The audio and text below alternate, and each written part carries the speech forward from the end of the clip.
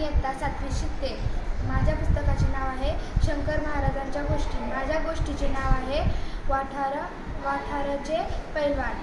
सोलापूर जवळ एका गावात वाठार नावाचे गाव होते. तिथे एक पैलवान राहत होता. पुण्यात कुस्तीच्या स्पर्धा होणार असे त्याला कळाले होते. तर त्याच्या मनात विचार होता की आपण ही स्पर्धा जिंकावी. पण त्याचं शरीर बी चांगलं होतं, पण ते स्पर्धा कसं जिंकणार त्याच्या मनात विचार होता. आणि तो असं चालत होता. समोरून महाराज येत होते. मग महाराजांनी रोज मागून जाऊन त्याच्या पाठीवर बसले. त्याच्या लक्षात आलं की महाराज आपल्या पाठीवर बसले. तर महाराजांनी त्याला विचारला, आत्ताच दमल्यास तर कुस्तीच्या स्पर्धा कसं जिंकणार, चाल पुढे. तर तो म्हणला त्याच्या मानेवर वजा असल्यामुळे त्याला एकही पाऊल पुढे टाकता आला नाही. महाराजांना त्यांनी विनंती केली, महाराज खाली उतरा. मग महाराज खाली उतरले. महाराजांनी सांगितले